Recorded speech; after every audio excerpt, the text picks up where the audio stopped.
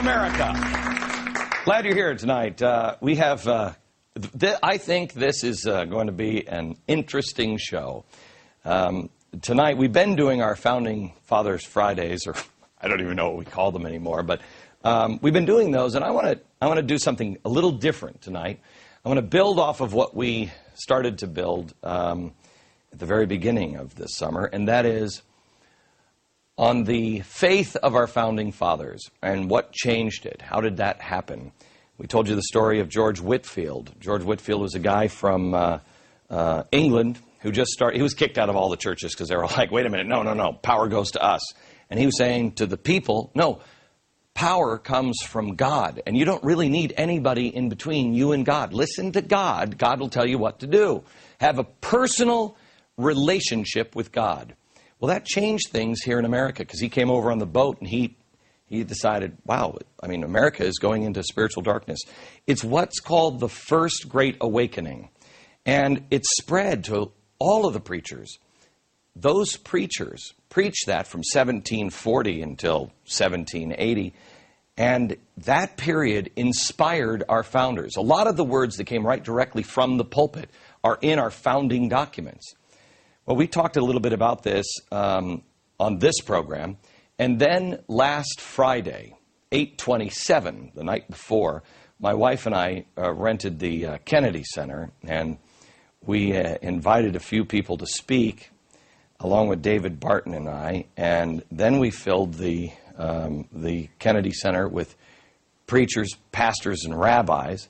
I think we had about 2,000 of them or something like that, and then we filled the rest of the Kennedy Center with just people, normal people. In fact, was anybody in that audience? You two in that audience? None of them made this. Tickets were really hard to come by, and we have been playing it now on Insider Extreme at glenbeck.com, but this is, people said that attended, this was better than the 828 event because it really was the nuts and bolts of spirituality and what we need to do. When Alveda King walked in, she looked pretty beat up that night, and she was under threat and everything else for standing with me on the stage the next day. And she walked into the Kennedy Center, and I was walking towards the stage, and she walked in, she looked so tired, and I said, Alveda, get ready, because you're going to feel it here. And she stood there for just a few minutes, and we talked, and she walked backstage, and she said, whew, I do feel something happening. She told me the next day, as she was getting ready to walk on stage, she said, Glenn Beck, the next time you tell me to expect miracles and have something big happen, I'm going to believe you. Something huge is happening in America. I believe it is the Third Great Awakening. George Whitfield, the first one, led to the American Revolution. The second one started with the churches and led to the freeing of slaves with Abraham Lincoln. This one, I think, is going to change just as much. It is, an awakening happens when people realize the stuff that they've built their life on is meaningless, and there's corruption and everything else. And it's nothing political. It's spiritual in nature. So I'm going to go over the, well, here, let me take you over here to the chalkboard, and I want to show you here this is what I talked about. I've been talking about this for a year. The media is now calling in because of the speech last week. And they're like, was Glenn Beck becoming a preacher? No. When did this start? Last year. Faith, Hope, and Charity. Thanks for watching. Faith, Hope, and Charity. This is the answer. People are going to the election booths, I think, and they're saying, hey, we got to elect a Republican or a Democrat. No. The answer is faith, hope, and charity. Then I gave a 40-day challenge. This is what I said on the stage last Friday, and I beg you to take this, because this is the answer. The end of the Declaration of Independence, my favorite line is, with firm reliance on divine providence, we mutually pledge to each other our lives, our fortunes, and our sacred honor. That's the key. Jefferson loved codes and puzzles, and I believe that is a code. That's the way out. What does it mean, with firm reliance on divine providence? Well, if you're going to have firm reliance on anything, you got to know it. You can't rely on something. You're not going to have firm reliance on a ladder if it looks pretty rickety and you've never been on it before. Firm reliance means you trust it. And you only trust it because you know it, and you know it to be true. Let me ask you, why are you going to church? Why are you going to your synagogue? Why are you doing anything? If you are, why? Is it because, well, you just always have? It's what your family always believed? In times of great strife, that's not going to cut it. You have to have firm reliance on divine providence. Divine providence, by the way, is not manifest destiny. Divine providence is you're in the flow. You're doing things and you're trying to be a better person. And you're in what the founders called the stream of nature's God and nature's laws.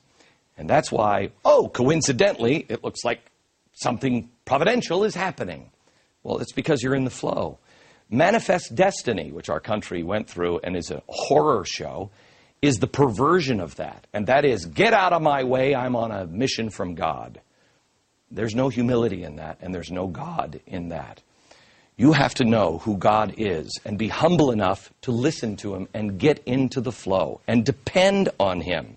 If you know who God is, you'll know who you are. And you'll know that you have a purpose. You're born at this time for a reason. I don't know what it is. You're going to have to figure it out. But everybody has a reason to live. And the media will ridicule you if they say, the Kellogg, Institute, or all I think of as not the business school, but the cornflake people. I wish it was the cornflake people. I like them better. But the Kellogg Institute once did they wanted to do a study on my company. And they said, because all the decisions you make appear to be wrong, and yet they all work out. And I was talking to my business partner, and I said, they're going to be so sorely disappointed when they hear the answer, because they'll never believe it. The answer is, on how we make decisions, we pray on it. And then we just do it. It may seem wrong. A lot of times we're like, you got to be kidding me. But that's what happens. Now, maybe it's all a coincidence that things work out, or maybe there's something to relying on divine providence and knowing that God talks to each one of us. They'll make fun of you for saying, I'm listening to God. Oh, are you? He's listening to voices. No. He's just listening to that small, still voice inside. With firm reliance on divine providence, we mutually pledge to each other our lives. That means you don't get to do all the stuff that you might think you wanted to do. It means that you're going to have to give some stuff up. You're going to have to volunteer. It means you're going to have to, maybe you can't retire at 65 because you got work to do. It's not necessarily dying for what you believe in. It's like George Washington when they knocked on his door after he retired and said, I'm going to go be a farmer. And they knocked on his door because the country was falling apart. And he answered the door and he said, have I not done yet enough for my country? No. God's never done with you. Our lives, our fortunes. This means make the hard sacrifices. I have to tell you, the hardest thing for me to get my arms around was tithing. Tithe 10%? You got to be kidding me. My agent takes 10%. And I give God 10%? What's left for little old me? It was the best decision I ever made. You never felt charitable on tax day, but you feel charitable every time you turn in 10%. You do. It makes a difference. It makes you feel good. It will change. Prove me wrong. Try it. And the best thing is, now I can call up my agent and I can say, gosh, I'm really clear on what God did for me this week. What have you done? Fortunes and sacred honor. A lot of our founders, they lost their lives, they lost their fortunes, but they never lost their sacred honor. That means tell the truth, especially when it hurts you. So, faith, hope, and charity, and the 40-day, 40-night challenge. Find these things out. Make them true in your own life. That's our topic today. And I have three of my new favorite people. Dave Reaver is here. Dave is a decorated Vietnam veteran and founder of the Reaver Foundation. He is joining us, believe it or not, from Wasilla, Alaska, at Governor Palin's home. Can we roll the tape of what happened earlier? Dave, you had the most high-powered, high-priced makeup artist ever. I did. And yeah. And as wonderful a person as I've ever known. Yeah, Sarah was, we were trying to find a studio because you were up in Alaska and we were trying to find a studio, and Sarah volunteered hers, and then when we said, we'll have a makeup artist come over, and she's like, I'll do his makeup. Then we also have from Seattle, Rabbi Daniel Lapin, the founder of the American Alliance of Jews and Christians. He is in Seattle, Washington. Hello, Rabbi. How are you? Hi, Glenn. How are you doing? I'm very good. You were quite amazing. All three of you were. You were quite amazing on last Friday and in the Kennedy Center, and I thank you for being here today. And Miles McPherson, he is the pastor of the Rock Church in San Diego. He is the author of a book called Do Something, Make Your Life Count. He is also former defensive back for the San Diego Chargers. Miles, how are you? How you doing? Okay, so let me just start here, and you guys just feel free to chime in at any time. There are people now that are starting to print that I'm building some political coalition, blah, blah, blah. This has nothing to do with politics. But is there any disagreement here that if we do these things, everything will change?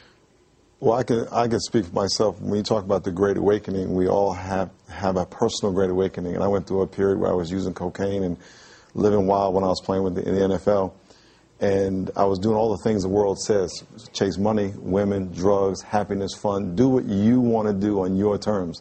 And it was killing me. And I found myself in a crack house with a crack pipe 2 feet away in my friend's hand, watching my life go up in smoke. And then Christ came into my life and said, and when I found God, as you're talking about, and I found out who he made me and who he created me to be, my life changed. I got off cocaine in one day. And God said, now I'm going to show you why I gave you the big mouth you have. And you're going to talk about me. And so, I pastor the church, the Rock Church in San Diego. I want to say hello to everybody in San Diego. But if people find out who their God is, God, we are made in the image of God. You got to know whose image you were made in and what that means.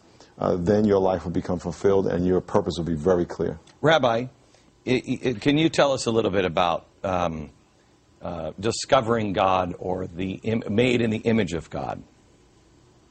Well, yes, very much so. I mean, for me personally, a transformational moment was when I realized after many years of studying the Bible, it was my early 20s already, before one of my revered teachers said to me, look, the Bible is not a dusty document about detailing legends of long-forgotten cultures and people that are no longer on the planet. It is God's comprehensive matrix of all reality. And that is the essence of the ancient Jewish wisdom that then wrapped my own life as I realized that even something like politics is nothing more than the practical application of our most deeply held values.